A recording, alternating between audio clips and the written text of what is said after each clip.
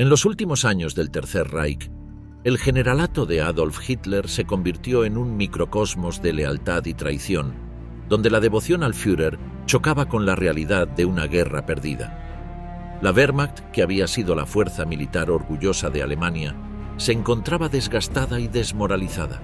A medida que las derrotas se acumulaban, la presión sobre los generales aumentaba. Muchos de ellos, que una vez habían sido fervientes defensores del régimen nazi, comenzaron a cuestionar su lealtad. En este contexto, la deserción se convirtió en un acto de desesperación, con severas consecuencias. Se estima que alrededor de 40.000 soldados fueron condenados a muerte por deserción, de los cuales más de 2/3 habrían sido ejecutados. Y es que las órdenes eran claras: quien combate en el frente puede morir, quien deserta deberá morir. Por ello, algunos permanecieron fieles. Su cercanía con la ideología nacionalsocialista, su terquedad o incluso su vana ilusión de una posible victoria no les permitió desertar.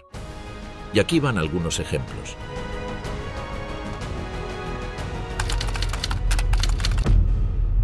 Desde joven, Walter Model mostró interés por la vida militar, ingresando al ejército alemán en 1910. En 1930 se unió al Truppenamt, una organización encubierta que trabajaba en el rearme de Alemania, lo que cimentó las bases para su futuro como comandante militar. 8 años más adelante alcanzó el rango de mayor general y asumió el cargo de jefe de Estado Mayor del Cuarto Cuerpo de Ejército. Su reputación como oficial competente y meticuloso comenzó a atraer la atención de altos mandos, incluido Adolf Hitler, quien veía en él una figura prometedora para las operaciones del Tercer Reich. Con el inicio de la Segunda Guerra Mundial, él desempeñó un papel crucial. En junio de 1941, lideró la Tercera División Panzer durante la Operación Barbarroja, una ofensiva masiva contra la Unión Soviética.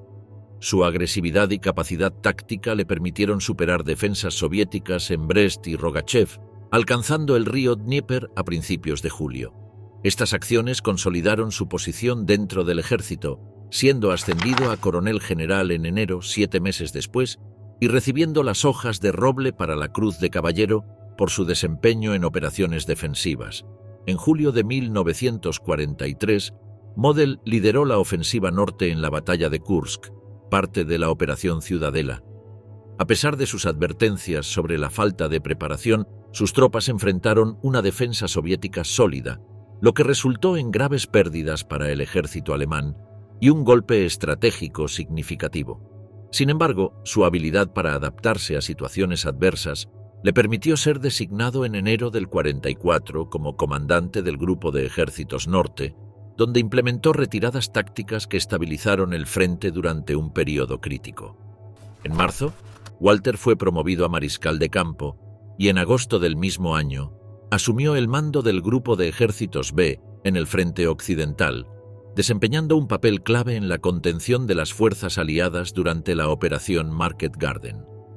3 meses después, la Operación Bagration, lanzada por la Unión Soviética, representó un golpe devastador para las fuerzas alemanas en Bielorrusia. Como comandante del Grupo de Ejércitos Centro, Model enfrentó una ofensiva soviética abrumadora que resultó en pérdidas catastróficas para el Wehrmacht. Esta derrota debilitó significativamente el frente oriental y redujo su influencia dentro del alto mando alemán. Hacia finales del año, Walter lideró la ofensiva en las Ardenas, conocida como la Batalla de las Ardenas. Al principio, las tropas alemanas obtuvieron avances notables, pero la falta de recursos y la resistencia estadounidense frustraron la operación en enero de 1945. Este fracaso, uno de los últimos intentos importantes de Alemania para cambiar el curso de la guerra, deterioró la relación entre él y el canciller. En los primeros meses del 45, la situación para él se tornó desesperada. Las fuerzas estadounidenses cruzaron el río Rin en marzo, avanzando rápidamente hacia el interior de Alemania y dejando al Grupo de Ejércitos B, que él comandaba, cada vez más aislado.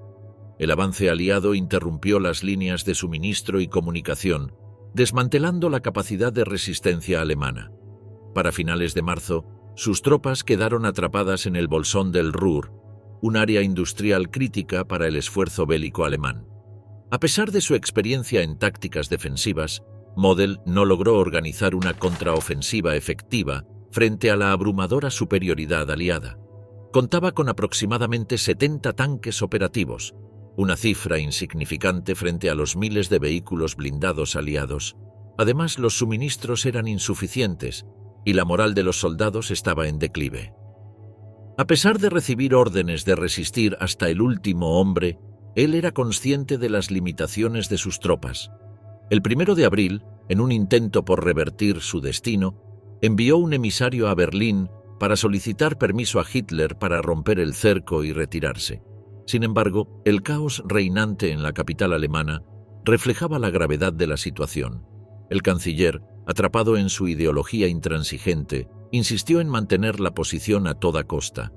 Esta negativa enfrentó el pragmatismo militar de Walter con las órdenes sesgadas del Führer, incrementando su frustración y aislamiento. Para el 5 de abril, las condiciones en el bolsón del Ruhr eran críticas. Las comunicaciones eran esporádicas y las líneas defensivas estaban al borde del colapso. Ante esta realidad, el general tomó una decisión sin precedentes. Permitió a los comandantes de batallón disolver sus unidades y rendirse si lo consideraban necesario. Esta orden marcó un cambio en su enfoque, mostrando su preocupación por minimizar las pérdidas humanas en una situación sin esperanza. La presión de los soldados, agotados y hambrientos, se sumaba a la de la población civil que exigía el fin del conflicto. El 16 de abril, derrotado, recorrió varias posiciones en el frente y conversó directamente con sus soldados. Reconociendo la imposibilidad de continuar la resistencia, les concedió permiso para rendirse o regresar a sus hogares. Durante estas visitas, reflexionó sobre el significado de su situación, describiéndola como la fase aplastante de la guerra. Sus palabras denotaban una aceptación resignada de la derrota y una profunda autocrítica sobre si sus acciones a lo largo del conflicto habían sido justificables. En sus últimos días, mientras las tropas aliadas avanzaban rápidamente hacia Berlín y los soviéticos intensificaban sus ofensivas, Model enfrentaba también el espectro de la rendición personal y la responsabilidad por las atrocidades cometidas en el frente oriental. Aunque era leal a su juramento a Hitler, permaneciendo en aquel lugar hasta el final, entendió que continuar luchando solo incrementaría las bajas innecesarias entre sus hombres. Finalmente, el 15 de abril ordenó la disolución oficial del Grupo de Ejércitos B, dejando a sus tropas la opción de rendirse. Desde el búnker, la desesperación de Hans Krebs en Berlín. Hans Krebs inició su vida militar como voluntario en el ejército imperial alemán durante la Primera Guerra Mundial, donde ascendió rápidamente a oficial. Con el final de ese conflicto, continuó sirviendo en el Reichswehr, el ejército de la República de Weimar, consolidando su experiencia militar y preparándose para la carrera que desarrollaría bajo el gobierno nazi. En 1931 comenzó a trabajar en el Ministerio de Defensa, involucrándose en ejercicios conjuntos con la Unión Soviética, una experiencia que le permitió establecer contactos estratégicos. Posteriormente, en la segunda mitad de esa década, se desempeñó como agregado militar en Moscú, donde recopiló inteligencia sobre las capacidades militares soviéticas. Al inicio de la Segunda Guerra Mundial, Hans asumió el cargo de jefe de la sección de entrenamiento del ejército, contribuyendo a la planificación operacional. En los años siguientes, entre el 30 y el 42, fue jefe de Estado Mayor del Séptimo Cuerpo, participando en campañas tempranas que marcaron los éxitos iniciales del Tercer Reich. En febrero de 1942, fue ascendido a general mayor y asignado como jefe de Estado Mayor del Noveno Ejército en el Frente Oriental, donde desempeñó un papel clave en las operaciones contra las fuerzas soviéticas. En marzo del año próximo se convirtió en jefe de Estado Mayor del Grupo de Ejércitos Centro, supervisando batallas significativas en el este. Casi 13 meses después, Krebs alcanzó el rango de Generalleutnant, avanzando en su prestigio dentro de la jerarquía militar. Un año después, en agosto, fue nombrado general de infantería y asumió el mando como jefe de Estado Mayor del Grupo de Ejércitos B en el Frente Occidental. Para ese momento, la situación de Alemania era cada vez más crítica, con frentes en deterioro tanto en el este como en el oeste. La fallida ofensiva de las Ardenas a finales de ese año dejó en evidencia la progresiva pérdida de capacidad de las Fuerzas Armadas alemanas. A comienzos de 1945, los ejércitos soviéticos avanzaban rápidamente hacia Europa Oriental, mientras que los aliados occidentales cruzaban el río Rin en marzo, consolidando su ofensiva hacia el corazón de Alemania. En febrero, fue designado subdirector del Estado Mayor General del Ejército, consolidándose como una figura clave en el alto mando durante los últimos meses de la guerra. No era una tarea sencilla de ejecutar. Enfrentaba un escenario de desintegración militar y logística. Su papel consistía en coordinar defensas y organizar contraataques con recursos cada vez más limitados. A pesar de sus esfuerzos, las líneas alemanas estaban fragmentadas y las rutas de suministro inoperativas. La desesperación impregnaba los intentos de resistir el avance enemigo, mientras las fuerzas del eje se encontraban en retirada. El 1 de abril asumió el cargo de jefe de Estado Mayor del OKH, una posición que lo situó en el epicentro de las decisiones militares mientras Berlín se enfrentaba a la derrota inevitable. Para ese momento, cuando las tropas soviéticas rodearon Berlín, Krebs se encontraba en el Führerbunker, epicentro de las operaciones de un régimen al borde del colapso. Las comunicaciones con otros comandantes reflejaban la gravedad de la situación. Las unidades encargadas de liberar Berlín estaban atrapadas o diezmadas, y los bombardeos constantes del Ejército Rojo agotaban las defensas alemanas. La ciudad estaba rodeada y bajo un asalto incesante. Finalmente, el régimen nazi estaba colapsando. El 28 de abril, Hans contactó al mariscal Wilhelm Keitel para informar sobre la inminente caída de la ciudad si no llegaban refuerzos en un plazo de 48 horas. Sin embargo, sus súplicas fueron infructuosas, ya que no existían tropas disponibles para enfrentar la embestida soviética. La presión psicológica creció a medida que el colapso se hacía inevitable. La atmósfera en el Führerbunker oscilaba entre la desesperanza y la resignación. Con el fatídico final del líder del Reich el 30 de abril, la cadena de mando quedó fracturada. Por ello, el 1 de mayo, Hans se reunió con el general soviético Vasily Chuikov en un intento de acordar una tregua. Durante la reunión, informó a Chuikov sobre la desaparición física de Hitler y presentó un documento firmado por Joseph Goebbels y Martin Bormann que incluía los términos de una posible rendición. Sin embargo, las demandas de Stalin de una rendición incondicional bloquearon cualquier avance. Este encuentro simbolizó el fin de su papel como líder militar activo y su transición a una figura relegada a gestionar una derrota inevitable. Esa misma noche, Joseph Goebbels, ministro de propaganda, se quitó la vida junto a su esposa tras envenenar a sus hijos. El deterioro psicológico de quienes permanecían en el búnker se hacía evidente, y Krebs no fue una excepción. Su autoridad se vio reducida a medida que el general Helmut Weidling asumía la responsabilidad de las negociaciones de rendición. La madrugada del 2 de mayo marcó el desenlace final. Con las tropas soviéticas a punto de tomar el búnker, él y Wilhelm Burgdorf tomaron la misma decisión final del canciller y de Goebbels para evitar ser capturados. El Círculo de la Muerte, Burgdorf y las últimas decisiones del régimen nazi. Wilhelm Burgdorf inició su carrera militar como cadete en el ejército prusiano durante la Primera Guerra Mundial. Tras el conflicto, él permaneció en el Reichswehr, donde continuó acumulando experiencia y ascendiendo en el escalafón. En 1930 alcanzó el rango de capitán, desempeñando diversos roles que incluyeron labores como instructor de tácticas en la Academia Militar de Dresde. 7 años luego fue designado ayudante del Estado Mayor del Noveno Cuerpo, lo que amplió su influencia y abrió nuevas oportunidades. Entre mayo del 40 y abril del 42, comandó el 529º Regimiento de Infantería, integrado en la División 299. En mayo del 42, fue promovido al puesto de jefe del Departamento 2 de la Oficina de Personal del Ejército, comenzando a ejercer una influencia significativa en asuntos administrativos dentro de la Wehrmacht. En octubre del mismo año, asumió el cargo de subjefe de la misma oficina, alcanzando el rango de general mayor. Estos nombramientos reflejaban la confianza depositada en él por los altos mandos y su alineación con la estructura de poder del Tercer Reich. 2 años más tarde, por el mismo mes, Wilhelm fue nombrado jefe de la oficina de personal del ejército y ayudante principal de Adolf Hitler. Como jefe de personal, se encargó de mantener la lealtad de los oficiales hacia el canciller, emitiendo órdenes estrictas que amenazaban con severas represalias contra quienes expresaran dudas sobre una eventual victoria alemana.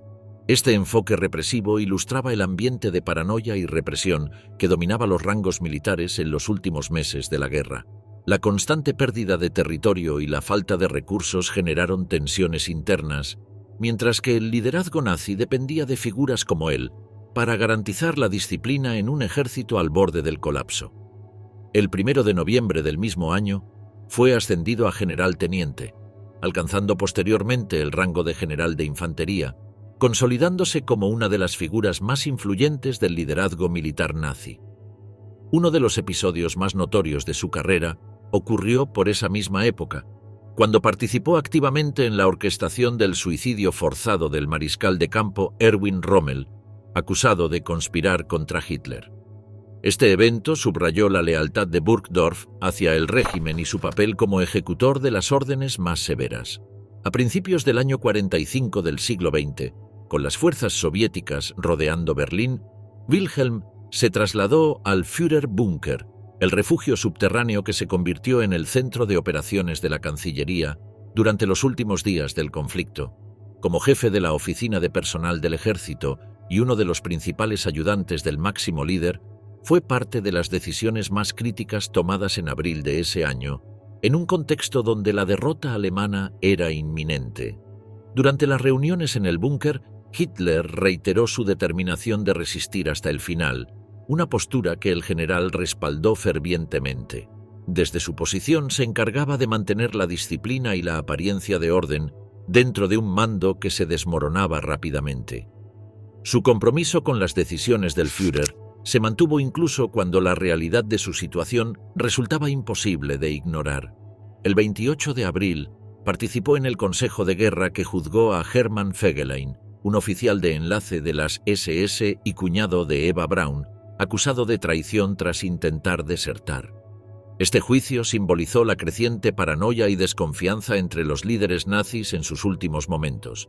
Un día después, el 29 de abril, Burgdorf fue uno de los pocos oficiales de alto rango presentes para atestiguar y firmar el testamento político y personal de Hitler. Este documento, que reflejaba la narrativa final del Führer sobre la traición y la resistencia, también consolidó su posición como uno de los últimos leales en el círculo interno del jefe.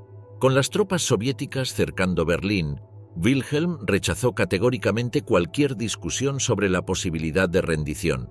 Su oposición a las sugerencias de los oficiales civiles para negociar con los aliados dejó en claro su devoción hacia las órdenes de Hitler y el rechazo a cualquier desviación de su mandato. Esta postura no solo reflejaba su ideología, sino también el temor a las represalias que traería cualquier indicio de debilidad dentro del régimen. El ambiente dentro del Führerbunker era de caos y desesperación. Las derrotas acumuladas generaron tensiones que Burgdorf intentó sofocar mediante amenazas y una actitud severa hacia quienes sugerían abandonar la lucha. En ese clima de colapso, continuó defendiendo la resistencia hasta el último momento, personificando el carácter implacable y obstinado que definió a muchos de los líderes nazis durante los días finales del Tercer Reich. El 2 de mayo, cuando las tropas soviéticas estaban a punto de capturar el centro de Berlín, Wilhelm eligió desaparecer de este mundo, siguiendo la misma decisión que otros altos mandos del régimen. Defensores del colapso, Krüger y el fin de la Wehrmacht. Con la llegada de Adolf Hitler al poder, el proceso de rearme alemán ofreció a Walter Krüger nuevas oportunidades de ascenso. En los años previos al estallido de la Segunda Guerra Mundial, ocupó diversos puestos en el Estado Mayor que fortalecieron sus habilidades de liderazgo. En 1939, al iniciarse la guerra, Walter alcanzó el rango de general mayor. Tras su éxito en Polonia, fue ascendido a general teniente al año siguiente. Bajo su dirección, su división participó en las rápidas y exitosas operaciones alemanas en Europa Occidental. El año próximo, lideró el sexto cuerpo de ejército SS durante la Operación Barbarroja, la invasión de la Unión Soviética, enfrentándose a desafíos significativos en el vasto frente oriental. A su vez, en el 42, Krüger fue designado comandante del Cuarto Ejército de Campo, desempeñando un papel central en operaciones clave del frente oriental. Al año siguiente, ascendió a general de infantería, lo que lo colocó al frente de las operaciones del Grupo de Ejércitos Centro. Este periodo estuvo caracterizado por intensas batallas contra el avance soviético, que probaban constantemente sus capacidades personales de mando y los recursos de sus tropas. A medida que la guerra giraba en contra de Alemania, asumió responsabilidades defensivas cada vez más críticas. En el transcurso del 44, organizó acciones destinadas a frenar el avance aliado tanto en el este como en el oeste, enfrentándose a un panorama de creciente presión militar y la disminución de recursos disponibles. Este fue un año particularmente difícil. El paso del tiempo solo hacía que la situación para Alemania en la Segunda Guerra Mundial se volviera cada vez más desesperada.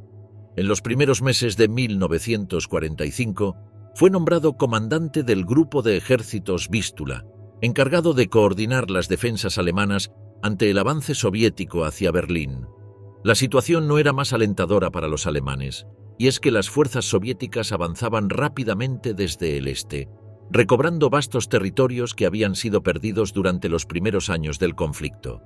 Sumado a ello, los problemas logísticos y la baja moral de las tropas alemanas dificultaron enormemente sus esfuerzos. La Wehrmacht sufría graves carencias de suministros, equipos y refuerzos, lo que impedía cualquier resistencia efectiva contra el avance enemigo. En marzo, Krüger enfrentaba una situación crítica, intentando reorganizar defensas con recursos cada vez más limitados.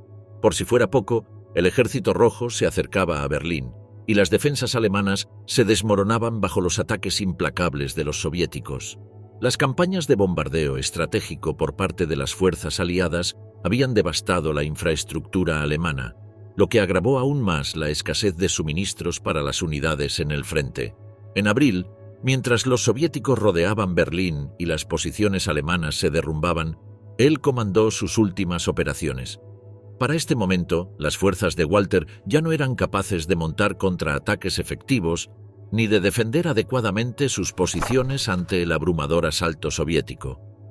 La rápida pérdida de territorio vino acompañada de una desmoralización generalizada entre los comandantes alemanes, quienes empezaron a darse cuenta de que la derrota era inevitable. A lo largo de la última parte de abril, Krüger intentó mantener el orden dentro de sus fuerzas, a medida que la presión de los soviéticos se intensificaba. Se esforzó por coordinarse con otros comandantes alemanes en la región para formar un frente unificado contra el enemigo, pero las constantes fallas en las comunicaciones y las órdenes contradictorias desde la cúpula nazi dificultaron esta tarea. La desesperación aumentaba entre las tropas, que veían cómo las unidades se desmoronaban bajo el peso de la derrota. Los informes de las líneas de frente indicaban que muchos soldados abandonaban sus puestos o se negaban a luchar. Tras la muerte del dictador, él se vio obligado a enfrentar la realidad de la rendición. Sin esperanza de un alivio o de una exitosa contraofensiva, la presión tanto de sus superiores como de sus propios soldados se volvía insoportable. A medida que el 1 de mayo se acercaba, la capacidad de Walter para influir en los eventos se redujo considerablemente. Aunque no estuvo directamente involucrado en las negociaciones, fue consciente de que la responsabilidad de rendir Berlín recaería pronto sobre él o sobre sus comandantes subordinados. Las conversaciones con los soviéticos fracasaron rápidamente, ya que las fuerzas soviéticas solo aceptaban la rendición incondicional. Finalmente, con la rendición incondicional de Alemania en mayo, su carrera militar concluyó en medio de la derrota total del régimen nazi. Con la rendición inminente, el papel de Krüger pasó de ser el de un líder militar activo a uno de espectador del desmoronamiento final del Tercer Reich, quien optó por hacer lo mismo que Hitler, pero el 22 de mayo. De la gloria a la desgracia, el ascenso y caída de un mariscal de campo.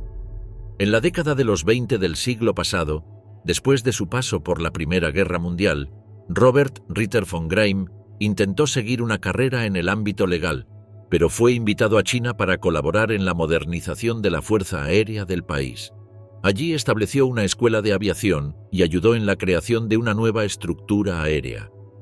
Regresó a Alemania en 1933, donde fue reclutado por Hermann Göring para asistir en la reconstrucción de la Luftwaffe, que había quedado severamente limitada por el Tratado de Versalles. Un año después, Robert se convirtió en comandante de la primera escuela de pilotos de caza de la Luftwaffe. 4 años luego fue ascendido al rango de Generalmajor y asumió el mando de la Jagdgeschwader 132 Richthofen, una unidad de cazas de la Luftwaffe. Su carrera continuó ascendiendo con el tiempo, y en septiembre del 39 participó activamente como comandante durante la invasión de Polonia. Un año más tarde, fue ascendido a teniente general y más tarde alcanzó el rango de general de aviadores.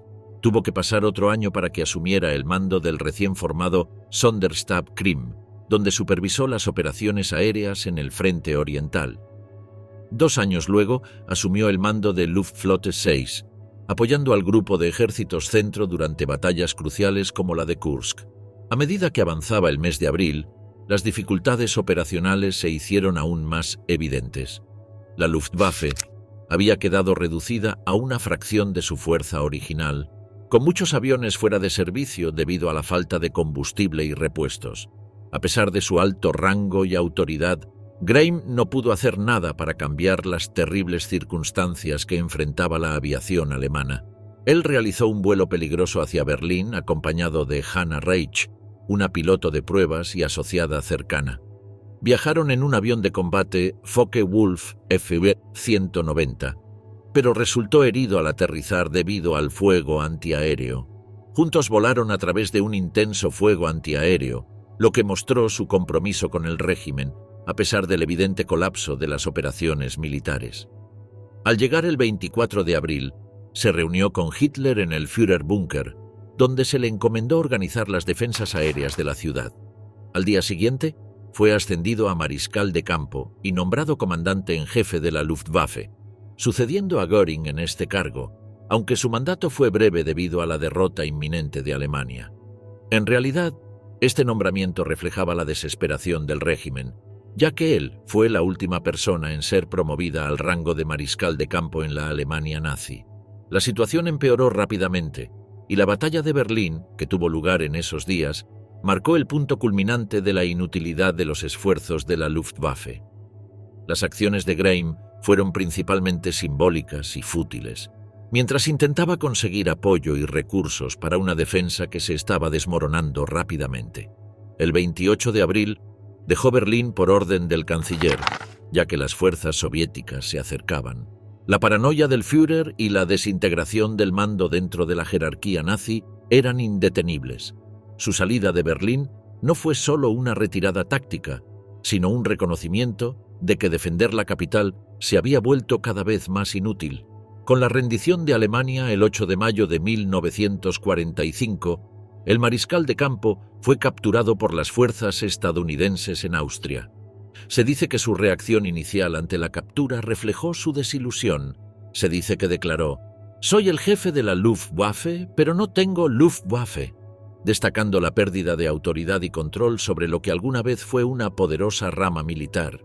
El declive de la guerra lo afectó profundamente, quien pasó sus últimos días lidiando con la derrota y la pérdida de propósito, mientras se convertía en un prisionero esperando un destino incierto. El 24 de mayo, temiendo ser entregado a los soviéticos y sufrir torturas, Greim decidió quitarse la vida en una prisión controlada por los estadounidenses. Cerco y caída. El ascenso y desenlace de Günther Angern en la Wehrmacht. En el periodo de entreguerras, Günther Angern se unió a la recién establecida Wehrmacht durante el rearme de Alemania bajo el régimen nazi. En 1938 fue designado comandante de la Tercera Brigada de Schützen, una posición que marcó el inicio de su ascenso dentro de la jerarquía militar. Cuando comenzó la Segunda Guerra Mundial, lideró la 11ª Brigada de Schützen, tomando parte activa en la invasión alemana de Polonia. Para agosto de 1940, ya había sido ascendido al rango de Oberst y recibido la Cruz de Caballero de la Cruz de Hierro. en reconocimiento a su liderazgo y valentía durante las operaciones de combate. En agosto del 41, Günther fue nombrado comandante de la 11ª División Panzer durante la Operación Barbarroja. Sin embargo, su mando fue breve, ya que solo 9 días después fue gravemente herido, lo que lo obligó a pasar tiempo en recuperación. A pesar de su lesión, Angern fue ascendido a general de brigada y recibió la Cruz Alemana en oro, un reconocimiento a sus esfuerzos y contribuciones a la guerra. En septiembre del 42, regresó al servicio activo y asumió el mando de la 16ª División Panzer, que participaba en las operaciones cerca de Stalingrado, considerada estratégica tanto por los alemanes como por los soviéticos. Este cerco no solo afectó a su división, sino también a elementos de la 6ª Armadura, lo que convirtió la situación en una catástrofe para los alemanes.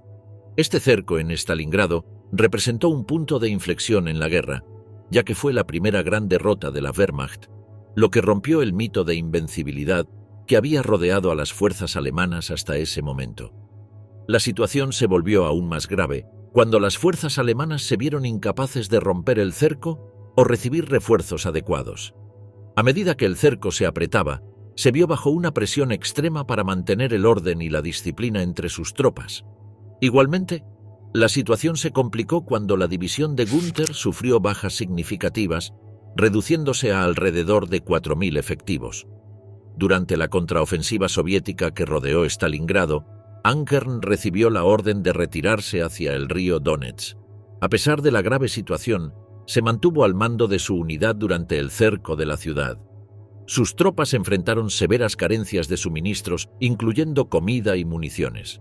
Las duras condiciones invernales agravaron aún más la situación, lo que llevó a problemas de moral entre las tropas, que eran cada vez más conscientes de la precariedad de su situación.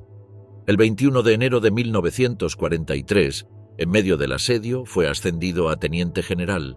Para este momento, los informes indicaron que la moral entre las tropas alemanas había caído considerablemente. La idea de estar atrapados, con pocas esperanzas de rescate o escape, creó una atmósfera general de desesperanza. A pesar de la presión soviética creciente, permaneció con su división. Cuando se hizo evidente que la posibilidad de una ruptura del cerco era prácticamente nula y que la situación empeoraba rápidamente, él y algunos de sus oficiales empezaron a contemplar un plan de escape. Pensaron en disfrazarse con uniformes soviéticos capturados e intentar atravesar las líneas enemigas con la ayuda de auxiliares soviéticos conocidos como Hiwis. Este plan reflejaba la desesperación de todos los mandos, pero nunca se concretó. El 2 de febrero, ante la captura inminente y la derrota total, Günther Angern se quitó la vida en Stalingrado.